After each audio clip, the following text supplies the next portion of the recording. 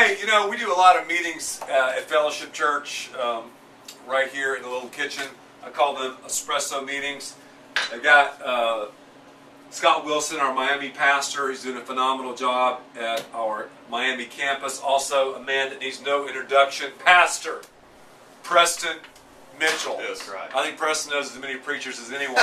Anyway, we're talking about process, and we're talking about the death of process. Why we should kill a process, but the difference between a process and a pathway. Because Scott, both are important, and you have a cool thing that you say about the path and the process. Because really, a process is good. You should kill it. Yes. Let me Yeah. hear about Sometimes we can have death by process. Because we try to take a process, something that somebody's doing and being very successful at it, and we take it and we try to apply it to us, and then it doesn't work for us. It causes our failure, and we don't understand why. Because we failed to really take it, own it, and give it. And oftentimes we don't realize that a process is great when the circumstances never change. But if you're trying to go from a church in Des Moines, for instance, to a church in Miami, circumstances are completely different. And so you can't just follow a process. What you can do, though, is look at that leader who's being successful in Des Moines, look at the pathway that he's been blazing, and go, what are his values? What are the principles that are driving that? What's the wisdom and discernment that he's been using, the hard decisions he's been making? How do I then take that, own it, and give it in Miami, Florida, and make my own pathway there and bring about success with God and for His kingdom? Now, Preston, I know you've been talking to leaders now for over a decade, really for at least 15 years when we kind of started doing a lot of this and learning from a lot of them.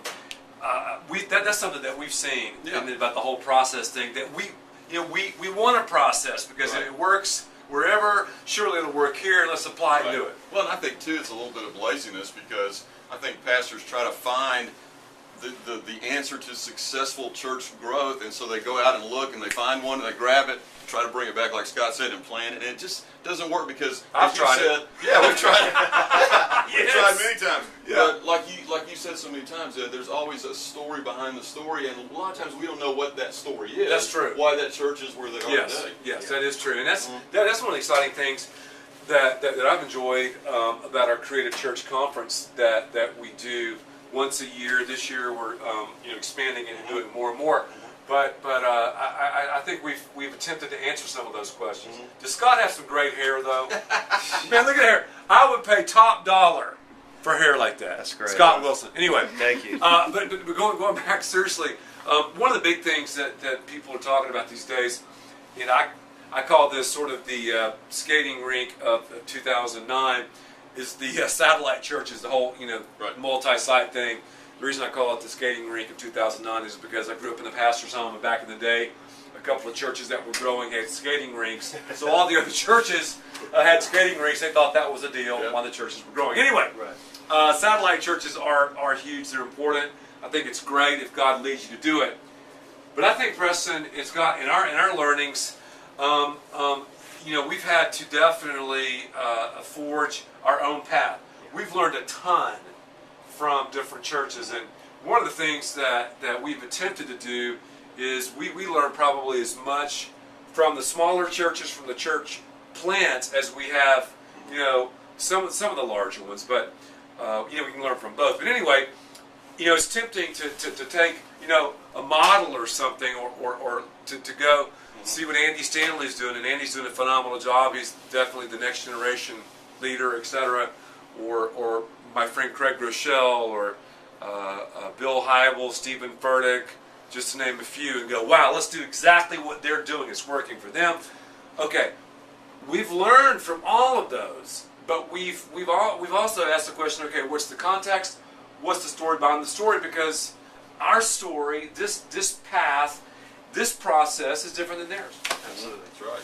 Yeah, there comes a point where we have to recognize that, yes, you've blazed an awesome path. You've blazed an awesome path. But I have to look at what you're doing, and we've done this even in Miami at times, and even ask the questions. Man, we're not having success. I mean, I remember the weekends of back-to-back disappointments, and I'm going, oh, why are we not growing like I wish we were? And we would talk, and I'd ask questions, and it was never, well, back in 1992, we did this event at this time. Do it, Scott, and you'll be successful. It was more, hey, we did these types of things. what can you do there, Scott? Think about that with your team. And you challenged us to go back to whiteboard those kind of things, to create a process in our circumstance. And really what we're doing is we're blazing a new path in the history of Fellowship Church. That's right. I think too, Preston, I think when we get into this whole vibe of looking at different churches, which I highly recommend that everyone get involved with. I think one of the scary things is that it can almost make you feel like a failure. In fact, I felt like a failure. Right. You hear these stories, or you go and you're like, "Wow, it's working for them," and we can't. Well, again, the story behind the story, Yeah. as my friend Yes. Dr. John Cross says. What's the story behind the story? Because everybody has a story. One of the stories that I'm excited to tell is something that we've all been a part of, Preston, you and Scott especially, Scott being the campus pastor, is our campus in Miami. We started that church with, it started with like, 19 or 20 people. We grew it to about 2. Yeah, and then grew to back, about 2, then back. and it's exploded Yes. in growth. 1,500 miles away, Yes. and 95% of the teaching, 90% of the teaching Absolutely. is on a high definition screen. And Scott has done just a great job there. But I think when people look at that, don't say, "Oh, wow, okay, Fellowship Church has done it, 1,500 miles away, their church is growing in Miami, blah, blah, blah." What's the story behind the story? Yeah, we have an incredible television program there that we're able to leverage, and it's amazing. Even in our kind of next step classes, when new people are coming in and asking them how many came by virtue of television, you see, a third to half the room raise their hand. The other half would be personal invite, which is really different than maybe in Dallas, where you'd see a half go up for invite, but then it would be split up amongst a couple of other factors, but not necessarily television. No. Television has been a huge factor in Miami. Yeah, which has been a new thing for us, but that's the story behind the story. Right. And then just recently, in fact, today, I got an email that said that our 11:30 slot, 11:30 Saturday night, Preston, 11:30 p.m., when people coming back, in Miami, they're probably just going out for the party, coming back, our show peed out Saturday Night Live, Right. Mad TV. Mad TV, Entertainment. Entertainment, Weekly, something, yeah. and then that show Cheaters. Yes. We're like number 2 or... Yeah, we beat out all of those. Yeah, we had all of them. Yeah. So that's the story behind the story. It's a great story. Yeah. What a phenomenal ministry God's given us here with television. But you can't say, "Whoa, Miami, let's go to wherever and start something and it'll explode like that." Precisely. Story behind the story. That's right. And you can't say, "Wow, we need to get a television ministry so we can grow our churches." You just don't know. There could be even really a story behind the television story, because with the NBA playoffs, is it pulling viewers through the playoffs Exactly. into Yeah. the show? That's a So good point. you need to look at it over the course of a couple of months, make Right. sure that it's something that will really work for you, and then pull the trigger. Yeah, that's right. Hey, thanks for being a part of this espresso meeting. A lot of our meetings are stand-up meetings because when you sit down, you get relaxed. Yes. See ya. All right, see you.